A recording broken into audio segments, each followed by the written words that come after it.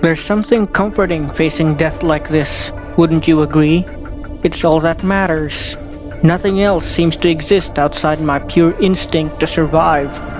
Rank, personal history, birth, race, sex, the name given to you, it's all meaningless. This is the only thing that's real. To fight on behalf of my own life and nothing else. I've never felt so complete. I guess you could say I finally arrived. Wrath, better known as King Bradley. Hi, hello, and welcome again everybody to another episode of Natural Juan. This time around we're going to take a look at the absolutely awesome villains of Fullmetal Alchemist, the Homunculi. That said, as fair warning, and as you can probably tell from the opening quote, this episode is going to be filled with spoilers. Also note that I'll be focusing on the manga versions of the Homunculi and not the 2003 version of the Fullmetal Alchemist anime. Anyway, before we continue, I'd like to dedicate this video to Michael Ladringan, Dice Bailson, Jeppy Inocencio, and Charles Mitchell, who have apparently been waiting for this video. To everybody else out there, if you like my content, please feel free to subscribe to my channel and hit that bell for notifications. Shout out too to Mr. Jonathan Green, my current patron in Patreon.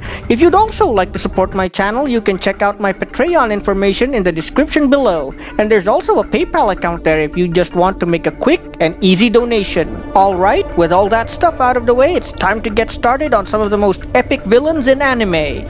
To begin with, just what does the word homunculus mean?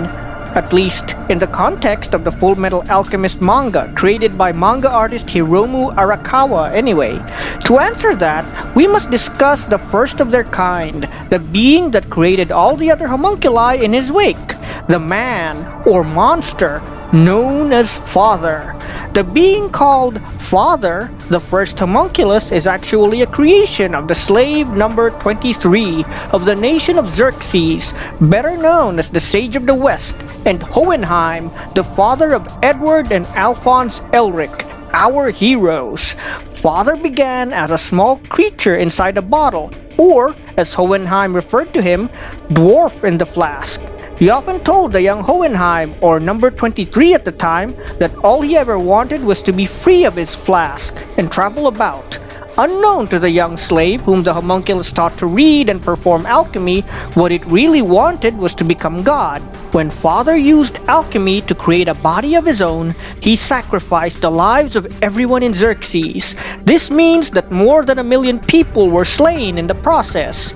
He then took on a form similar to that of his creator Hohenheim, to whom he imparted immortality and half of the souls he absorbed in the creation of his body, and went on his way to achieve godhood.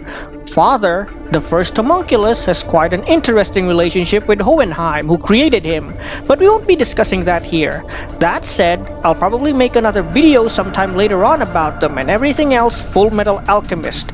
For now though, we shall focus primarily on the creations of Father, the 7 homunculi named after the 7 deadly sins in Christian theology.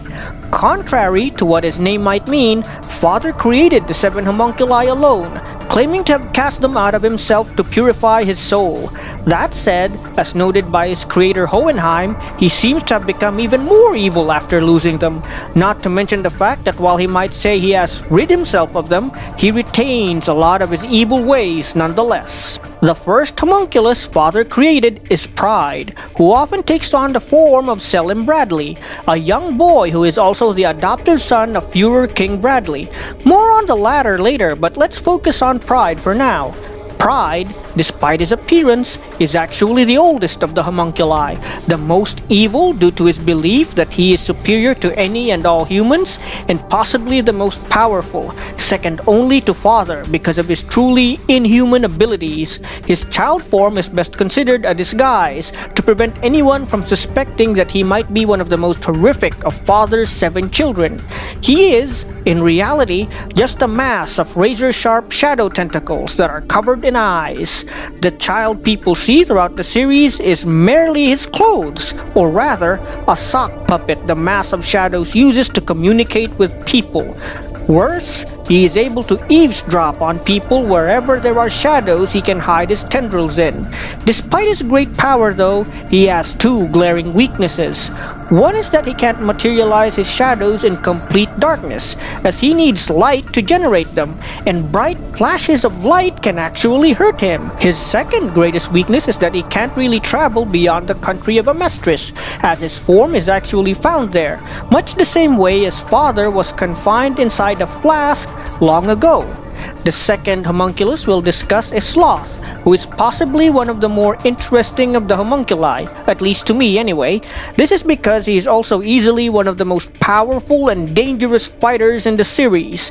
He has easily enough strength to perform the work of an industrial drill alone, and can move fast enough that all people see is a blur when he decides to use his super speed.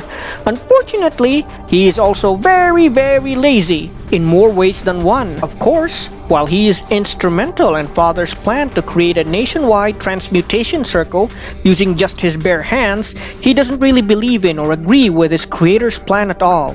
Instead, he would just prefer to sleep and do nothing. However, he chooses to do Father's bidding simply because saying no and arguing with him and his fellow homunculi would require him to think, which actually takes a lot of effort for him. Also, while he has the potential to fight on equal terms with any of the homunculi, he refuses to do so as it would require him not just to use all his powers, but to also think of a strategy to defeat them. What makes his character interesting to me is that he doesn't represent laziness in terms of physical labor, since that's what he does throughout most of the series, but laziness in terms of thinking and acting for himself. While he does make good time doing hard work, he is essentially wasting a lot of his potential, as he has abilities that put him at least a little bit higher than most of his brethren. He could have been a good ally to the heroes, but unfortunately, it's easier for him to just stick with the people he knows even if they're evil and he doesn't like them, because thinking of a future fighting for the good guys is just too much effort for him. Third, we'll discuss Lust, who is quite probably one of the most important homunculi alongside both Pride, the eldest, and Wrath, the youngest. On the surface, most of you here unfamiliar with Full Metal Alchemist might assume that she is simply just another example of a femme fatale or attractive and dangerous woman, and for that I won't blame you. She is very attractive, and she also represents her creator's need for stimulation and sensation. But once you get to know what she really is, you know that she's actually a lot worse than she appears. Also known as the Ultimate Lance, Lust's power comes from being able to project deadly spears from her fingers that can penetrate just about anything, from human flesh and bones, tank armor, to walls. She can also do this very rapidly, almost in the time that it takes for a person to blink, making it appear like her victim had been shot with an extremely sharp projectile. However, that is only half of the equation that truly defines Lust, as she is also the most knowledgeable in understanding human emotions and thus adept at manipulating them. Coupled with her already very attractive appearance, this makes it easy for her to make people act in a way that's needed in order to further Father's goals. It is also her charisma and gentle attitude toward her fellow homunculi that holds their group together, since, after her death, they soon start fighting each other and become less focused on Father's plans. Lastly, note that her name Lust might seem to refer to the sexual nature of the sin considering her voluptuous figure, but in actuality, if there is anything she lusts for, it's murder and violence, especially if it's the result of her manipulating people into it. Fourth is Gluttony, Lust's constant companion. Short, bald, and one of the least human-looking of the homunculi, he might not seem like much to anyone. Adding to that is his very childlike mind, and you start to wonder how he can even be considered a bad guy at this point, at least in comparison to Pride, Lust, Envy, and Wrath anyway. Indeed, he is more like Sloth in a lot of ways because of his unthinking ways. However, aside from that, he is actually a very important part of Father's plans, as his stomach is actually another dimension that resembles the Gate of Truth. In fact, he serves less as an actual villain like the other homunculi and is more or less Father's mobile artillery, able to devour just about anything he's tasked to destroy, from people, corpses, fireballs, parts of walls, other Philosopher's Stones, and possibly whole cities if given the chance. Gluttony can probably eat them all with room to spare. Also, much in the same way that Sloth is a humanoid industrial crane and Gluttony is a humanoid alchemic cannon, his sin also defines him and is what makes him a bad guy. I mean, you can't really call a shark evil, as they are driven solely by their instinct to feed, and that is pretty much the same with Gluttony. The only other person he likes and won't eat is Lust, and stays on the side of Father and the other homunculi because they feed him, and not because he agrees with what they're doing. Again, much like Sloth, if he took the time to actually think for himself, and not just think of food all the time, perhaps he'd be a completely different character, and could probably be even more powerful than Pride. Fifth on our list is Envy, perhaps another of the more interesting homunculi. Being ranked 5th on this list will probably infuriate them even more, but hey, it is what it is. Anyway, Envy is gifted with the ability to change his shape and look like anyone he wants to. Envy prefers to appear as an attractive, androgynous person, having a handsomely beautiful face, a masculine and well-sculpted upper body, and full hips and long, shapely legs on his lower body. However, his true form is that of a gigantic monster covered in screaming human faces and, when most of his mass and energy is expended, is reduced into a worm-like creature, reminiscent of a lamprey. His main purpose in Father's plan is to manipulate people, much the same way like Lust, and, thanks to his ability to change his shape and appearance, it is a task well suited to him. That said, he has quite a few glaring weaknesses in terms of both his combat ability and thinking. For one thing, he all too often relies on a shock factor to paralyze his victims, often by taking on the form of their loved ones. When that doesn't work, he resorts to taking on his more monstrous form and tries to crush them with his body or tentacles. This makes him weak to opponents determined to fight him and not fall for his tricks or those who are too quick for him to crush with his massive body. His other huge weakness is his inability to understand humans, especially their ability to make friends out of their enemies and the idea of loving and being loved. He also tends to boast or gloat too much, allowing his opponents enough time to make a crucial attack or infuriate them enough for them to see through his powers of shapeshifting. 6th would be Greed, and boy are we in for this one. Greed actually has 2 forms throughout the series, but we'll try to keep them separate, starting with his first form. Greed is also called the Ultimate Shield, and has the power to make his body diamond hard, making him almost a direct foil to Lust. He is also very charismatic and, unsurprisingly, greedy. In fact, his devilish charisma and his need to have everything in much the same way Envy envied what humans had led him to leave Father and start a journey on his own.